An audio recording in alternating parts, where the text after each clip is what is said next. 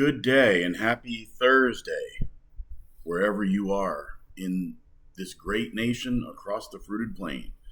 Well, the mayoral candidate in New York City is certainly attracting his share of attention. Zorhan Mamdani. I just have such problems saying his name. But anyway, this guy is a fusion of radical Islam and communism. He somehow has managed to bring them together, and he's favored to win the mayoral race in New York City. He has three people running against him: former Governor Andrew Cuomo, and the current mayor, Eric Adams, and the Republican opponent, Curtis Sliwa. He is best known for founding the Guardian Angels. They wear the red beret, and they would, walk through subways and walk around the city trying to, I guess, augment the police department. They weren't making arrests or anything, but they were trying to put a presence out there that, hey, criminals, somebody's watching you. But anyway, my personal view is I don't live in New York City. The only connection I have to New York was I lived upstate New York when I was a kid back in the 70s, up in the Hudson Valley, up near between Newburgh, Highland Falls, Orange County, that area. But beautiful. It's still beautiful. I was up there about 10 years ago. I drove through there, and I couldn't believe that, they haven't hyper-developed the whole area. It's still very beautiful. It was during the summer. During the wintertime up there, it gets kind of nasty. But nevertheless, back on point, recently, we know there was the mass shooting by the guy. I think he was trying to go to the offices of the NFL, and Yahoo News had reported he was carrying an M4. It turned out it was an AR-15, similar platform, but the M4 would be illegal for the most part for a private citizen to own because it's a selective fire weapon. I'm not going to try and get too deep in the weeds on the gunsplaining thing, but it was an AR-15, your 223 556 round. It's probably one of the most common rifle platforms in the United States, and there's probably almost 25 million of them in existence now. But the guy went in there and shot those four people, one of them being a police officer. The officer shot and killed was an immigrant from Bangladesh, and that in itself isn't that big of a deal, but his last name was Islam, so I'm assuming he was a Muslim guy, and there's nothing wrong with that. But the mayor seemed to really dwell on it, that this guy was some kind of salt of the earth hero. I wonder if the mayoral candidate, the aspiring mayor, I wonder if the reaction would have been different if that cop would have been named, Roger O'Malley or something like that. This is a guy who's gone on record saying they need to defund the police. He's very anti-police, and he would probably have shut down the police unit that responded to that shooting afterwards. Maybe one of the emergency services unit, replace them with social workers. So that's kind of a weird situation there. But if you remember the previous mayor, before Eric Adams, they had Bill de Blasio, otherwise known as Bill DeCamio.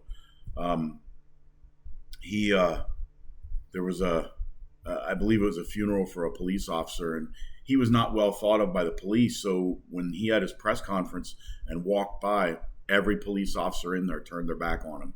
They should do that to this Mamdani guy.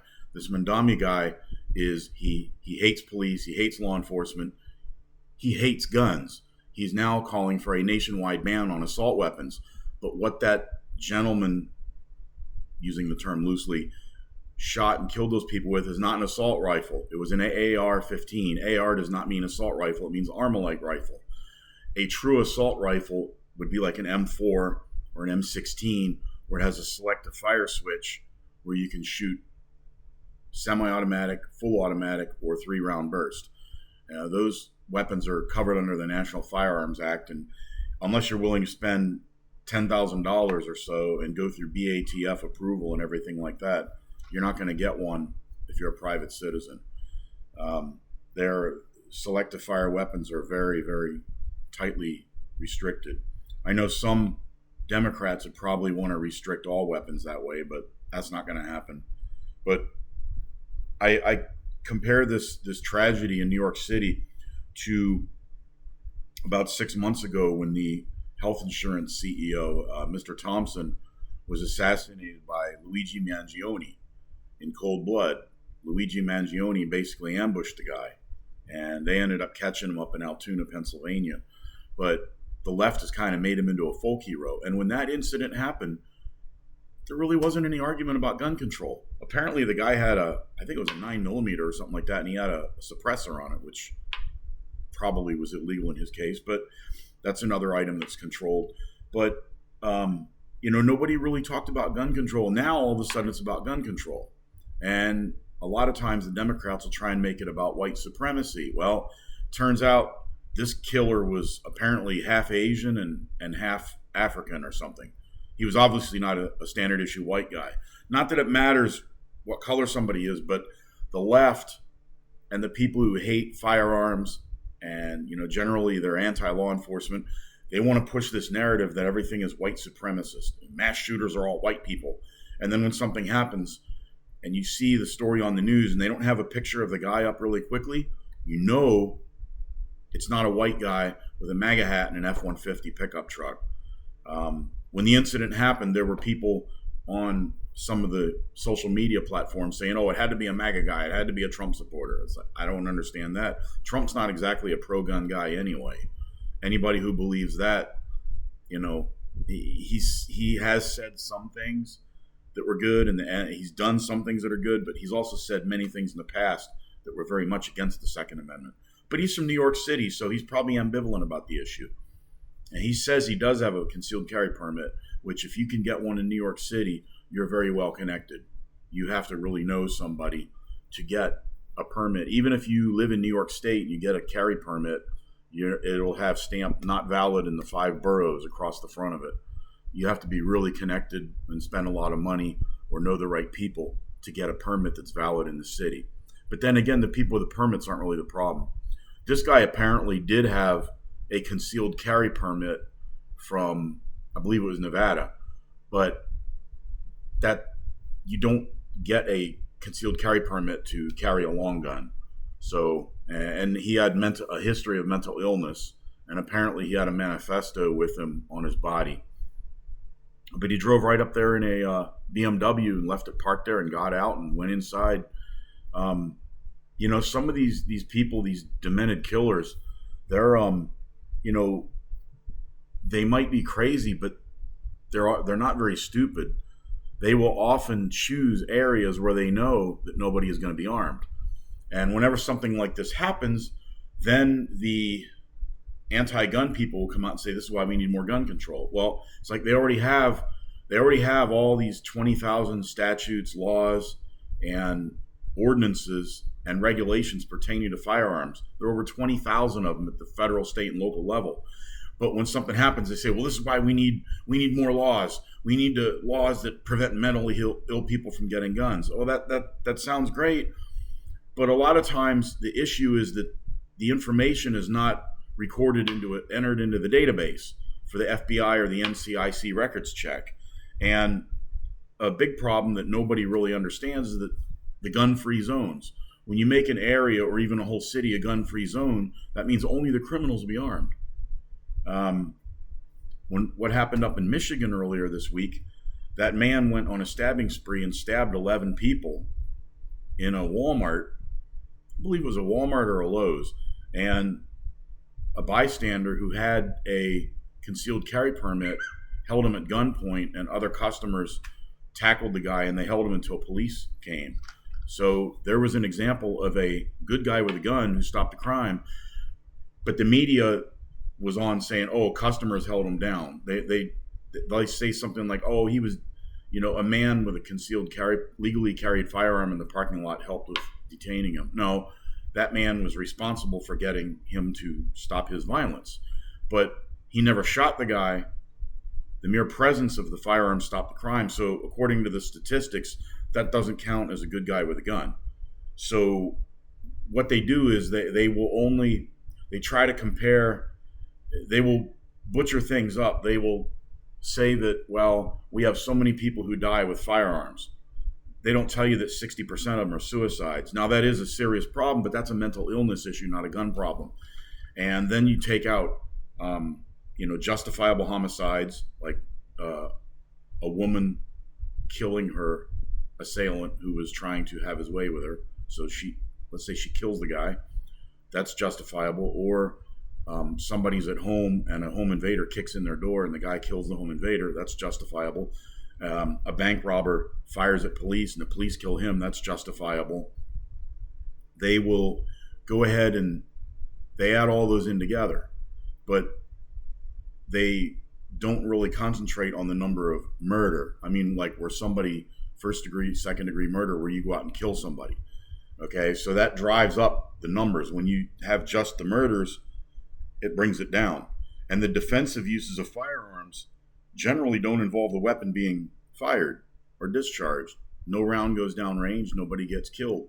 I am possibly alive today, and you can't prove something that didn't happen, of course, but about 30 years ago, I was on my way home and some guy was acting really stupid, so I passed him on the road. It was a perfectly legal pass, but I don't know, he must have taken it as an insult. The guy starts waving at me, beeping his horn, flashing his lights, and I thought, well, I'll go into a shopping center and, where there's people around, because I don't want him to follow me home. So I pulled in and I'm in my car looking at him. He's over to my right side behind me, and he starts walking towards my car slowly. I still have my engine on, so I can take off if I have to. But I'm thinking, what's this guy going to do? Well, he saw my holstered firearm in the front seat of my car. He started getting close, and I was getting ready to put the car in gear and take off, because I would rather flee than have to do something that would not be good. So anyway, he stopped and he hesitated and he said something, but I couldn't hear him. And he turned around and walked the other way. No police report filed. Nobody got hurt. He went home, and hopefully he's a respectable citizen today, and he changed his potentially bad ways. And let me tell you something, it's nervous, but carrying a firearm legally is a big responsibility. But nevertheless, the people with the permits aren't the problem. And in some states, you have the castle ground, stand your ground, and all that. Other states, you can defend yourself, but you can't do anything that's going to aggravate it. See, I didn't engage with him. I didn't yell at him. I didn't beat the horn or anything like that. And you don't want to, you can't escalate a situation and then, get a guy come at you and then you shoot around at him. Well, you escalated it. So that's not self-defense. But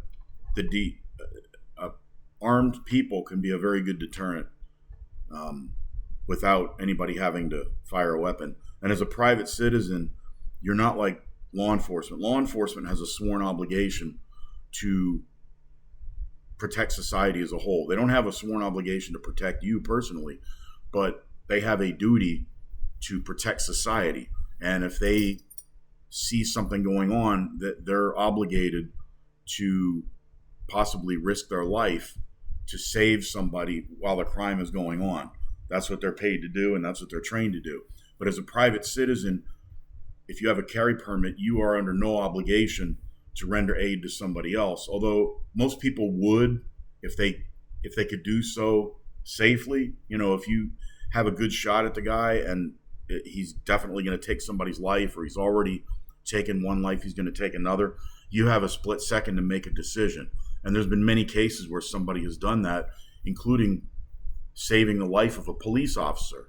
You can go on YouTube and find videos of police officers, basically being pummeled by a suspect, and a bystander with a valid carry permit takes out the bad guy and saves that officer's life.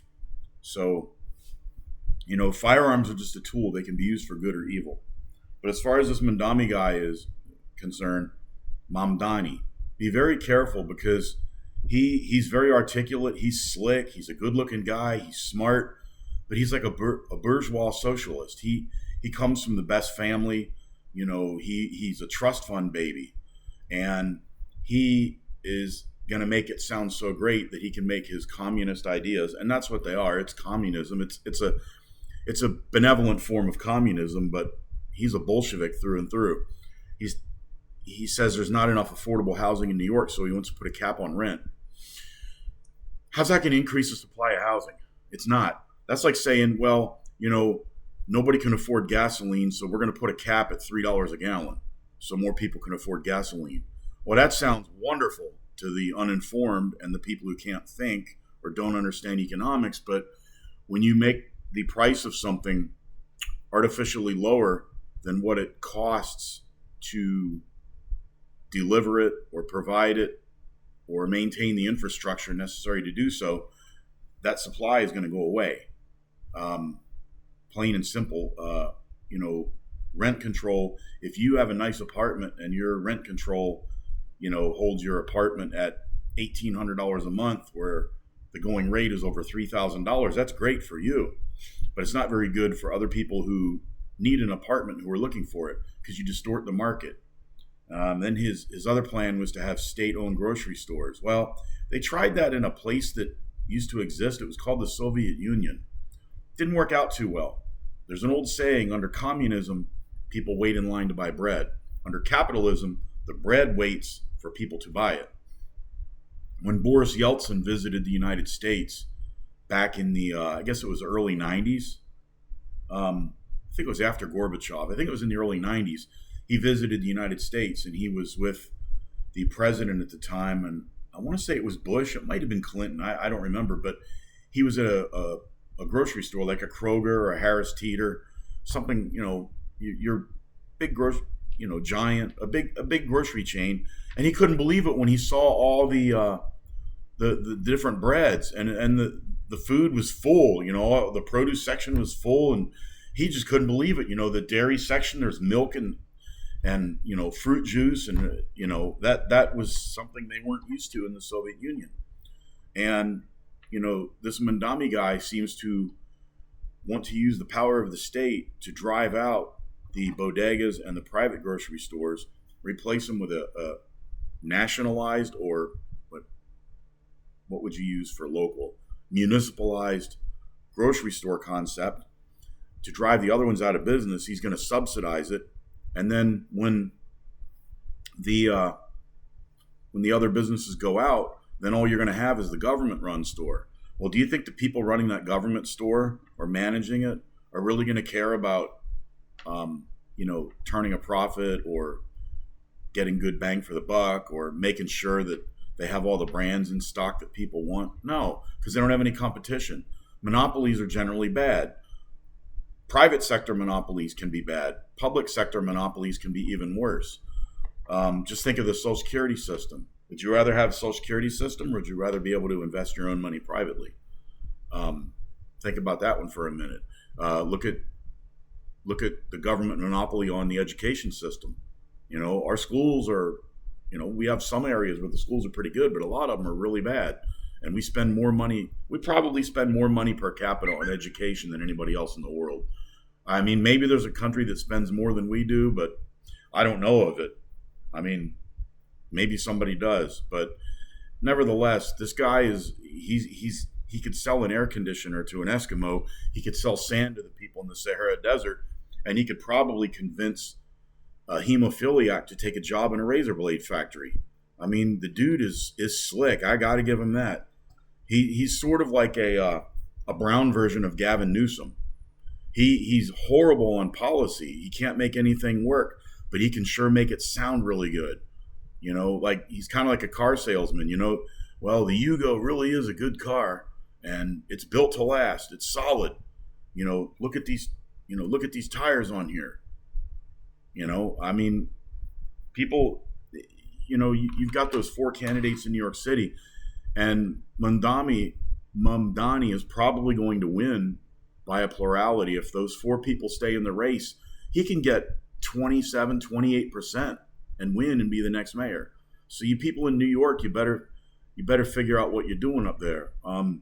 They, you know, you look at Andrew Cuomo, he's pretty damaged.